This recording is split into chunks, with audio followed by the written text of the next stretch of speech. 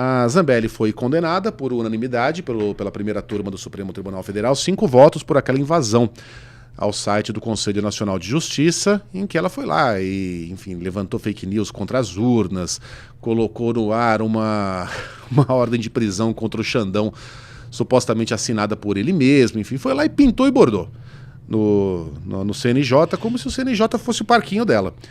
Foi condenada. As consequências chegaram, a pena é de mais de 10 anos de prisão. Essa prisão e a perda do mandato também, hein? E a Câmara não parece disposta a defender o mandato da Zambelli, parece que ela foi... levaram a escada e a Zambelli ficou lá segurando na brocha. A gente vai ouvir a deputada que falou pela primeira vez desde a condenação agora. Eu estou atravessando um momento, depois de uma grande depressão para um momento de verdade experimentar que Deus está me dando força e está me mantendo de pé. E durante todo esse momento, eu não vou faltar um momento, um segundo sequer com os meus eleitores. Então, o processo ainda não acabou, ainda há vários recursos que podem ser feitos. O pedido de suspensão foi solicitado no dia 29 do 4, dentro da Câmara dos Deputados, está sendo analisado. Eu já tive um sinal verde de que ele vai ser pautado. Vamos esperar o melhor momento para isso acontecer, porque ainda tenho um tempo para poder colocar ele em pauta. Enquanto isso, também o meu advogado vai apresentar alguns instrumentos que são normais de apresentar num processo como esse. Nós trouxemos materiais para vocês, que vocês podem levar depois, para vocês verem as discrepâncias dentro do processo.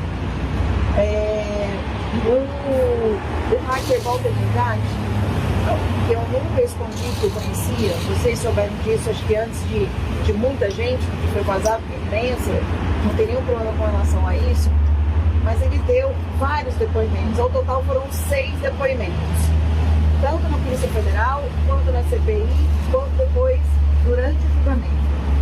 Em cada um dos depoimentos, ele contou uma versão. Ele conta uma versão, volta atrás, conta outra versão terceira, depois conta uma quarta. Esse arquivo é bem longo, Tiaguinho, eu vou te pedir uma gentileza, procura aí a parte que ela fala do problema de saúde fora do ar. Enquanto isso a gente vai conversando aqui sem pressa, a gente vai conversando aqui. A Zambelli, ela é curioso, né? Eu olho pra ela sempre tá muito sóbria. Ela parece saber do que tá falando, ela parece levar muito a sério aquilo. Mas aí você vai ver as atitudes, ela é o Didi Mocó da política. Ela sai correndo com uma arma atrás do cara, ela vai lá e faz um mandado de prisão com o Xandão, ela fala que estão enterrando gente em caixão vazio na Covid, ela fala de vacina, ela faz tudo errado. Mas ela faz tudo errado com uma gravidade, minha gente. Com convicção. Com uma convicção. E aí? Então, uma coisa que eu acho que é interessante a gente observar sob a ótica de bastidor da política, né? Há umas 2 semanas, o Duda Lima, que é o marqueteiro do Valdemar da Costa Neto, ali do PL, né, muito ligado ao Valdemar, e que fez a campanha do Bolsonaro lá em 22, ele deu uma entrevista, e aí no meio da entrevista ele dizia assim, não, tudo pode acontecer numa campanha, como é que a gente vai prever uma Zambelli ou o Roberto Jefferson, né? Ali, porque aquela campanha estava muito dada ali, assim, tava uma coisa muito, muito pertinho um do outro, até vir uma Zambelli e um Jefferson, né? E aí, na lei... Por que eu estou citando essa entrevista? Porque isso diz muito sobre a leitura que a direita tem da derrota de Bolsonaro. Isso ficou muito nas costas da Zambelli e do Roberto Jefferson. Desses 2 atos, o Jefferson atirando nos policiais federais e a Zambelli saindo na rua, nos jardins, com uma arma atrás de uma pessoa. Ficou muito nas costas e na conta desses 2 a derrota de Bolsonaro lá em 22, né? Então, tudo isso para dizer o seguinte, que não há uma rede de solidariedade e apoio à Zambelli, que não há uma rede de proteção grande a ela, porque nem na turma dela ela está mais benquista, né? E do lado do STF, veja bem, foi unânime a condenação. Porque o STF está dando uma resposta que não pode haver dúvida nem divergência ali, né? Então, é numa turma, mas é unânime. Ainda precisa ir para o pleno, né? Mas é numa turma, mas foi unânime. Então, a situação dela é muito complicada nesse sentido, porque nem nos pares e nem no judiciário ela vai encontrar alguma rede de apoio ali. E ela vai recorrer, né? Mas ela vai recorrer ao próprio STF. Ela não tem mais a quem recorrer. Vai recorrer a quem? Ao VAR? Não tem jeito. Vai ser o Xandão votou, o Fux votou, são eles que vão decidir a respeito. Então, na verdade, é uma medida mais protelatória do que uma esperança de fato de absolvição. Ela sabe que não, muito dificilmente vai ser absolvida, porque não vai ter uma mudança muito drástica de um entendimento, né? A Ellen lembrou sobre essa questão da eleição em 2022. O próprio Bolsonaro falou em março desse ano que jogou nas costas dela, falando que a chapa perdeu por causa dela. Inclusive, você percebe que ela foi jogada à própria sorte pelo bolsonarismo como um todo, né? Até pelos eleitores, como pela família Bolsonaro, porque depois da declaração, depois da decisão envolvendo o nome dela, qual que acho que era a esperança que ela mesmo tinha? Que tivesse uma declaração, um apoio público por parte da família Bolsonaro. Ela teve ligações ou deu a declaração de que Eduardo ligou para ela, né, dando um apoio e tudo mais, falando que a própria ex-primeira-dama Michele Bolsonaro também tinha dado ali um afago, enfim, uma palavra de incentivo, mas que Bolsonaro não tinha. Então você percebe também que ela tem uma decepção com uma figura que ela tanto encabeçou, né? Ela sempre foi da tropa de elite, digamos assim, do bolsonarismo. Ela ia para a luta, ela ia para o ataque, ela ia para o enfrentamento. Ela fazia parte ali, inclusive, durante a campanha eleitoral, daquelas figuras que criavam narrativas, que criavam todo um enredo para muitos outros assuntos que depois virariam pauta. Então, assim, observar a que ponto chegou a vida pública de Carla Zambelli e como vai ser o enterro público dela, político dela, né? Porque, de certa forma, aos poucos, com cada nova decisão, sem apoio da direita, com condenações e tudo mais, ela vai ficar, talvez, para a história do que foi a política da direita no Brasil, né? Bom, e direto da UTI, Carla Zambelli, ainda deputada, fala sobre seus terríveis problemas de saúde. Eu tenho alguns problemas de saúde. Não sei se vocês sabem, eu já fui internada algumas vezes. Eu tenho... já fui internada com licença médica. Eu tenho um problema que se chama Ehlers-Danlos, é uma síndrome rara. Só dá em pouquíssimas pessoas na população. É uma síndrome que todo o meu corpo ele sai do lugar. Eu posso provar para vocês aqui, ó. Então só o dedo, ó. Isso é só a mão. Mas tudo meu sai do lugar. Ombro, joelho, fêmur, órgãos saem do lugar, costela. E isso me gera um problema muito grande de flexibilidade, inclusive venosa. Então eu tenho aqueles problemas de desmaio, né? Eu também descobri um problema do coração, que chama SPOT, que é uma síndrome hipercardíaca postural ortostática. Eu não posso ficar muito tempo de pé, daqui a pouco eu vou começar a cambalear aqui. E tenho um problema de coração, fui operada do coração no dezembro do ano passado. Tenho problema com depressão, tenho mantido as minhas medicações para depressão. Digo para vocês, até aproveito o espaço aqui para dizer para vocês que depressão não é uma coisa simples.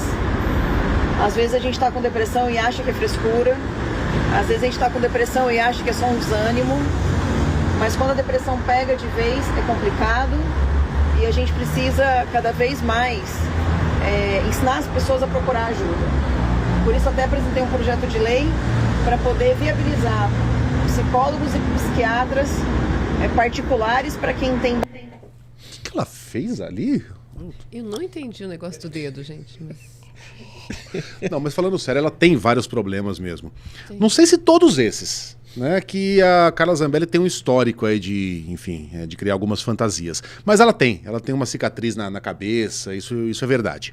Mas duas coisas. Eu sou um defensor dos direitos humanos. Eu acho que mesmo os bandidos, mesmo criminosos como Carla Zambelli, têm que ter direito a um tratamento digno por parte da justiça. Se for o caso dela não ir para a cadeia, porque ela realmente não tem condições, defenderei o direito dela de não cumprir a pena em regime fechado até a morte. Gostaria que ela e os seus fizessem o mesmo com os demais bandidos que tiveram muito menos oportunidades do que a Carla Zambelli na vida, tá? No mais, duas coisas.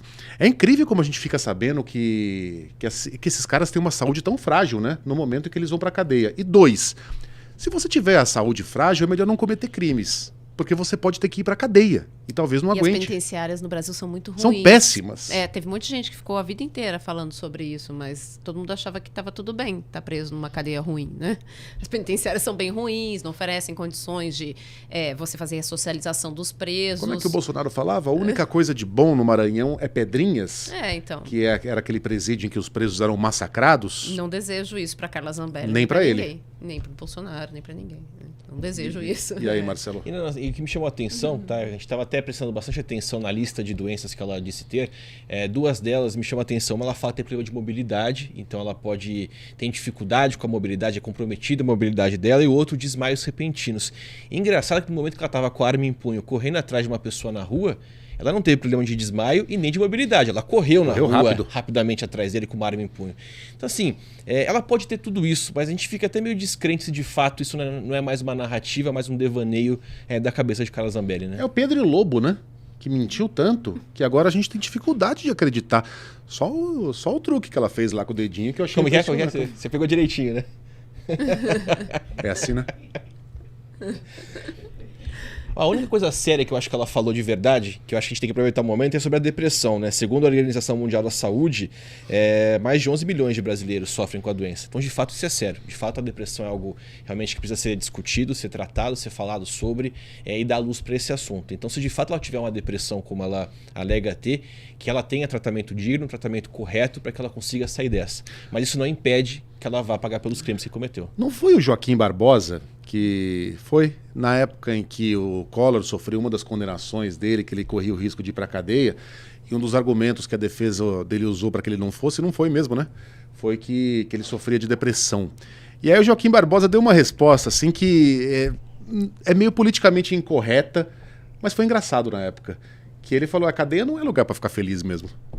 A cadeia é um lugar terrível, mas depressão não é felicidade, não é tristeza. Foi só uma frase de efeito na época gozada, mas hoje não faz mais sentido.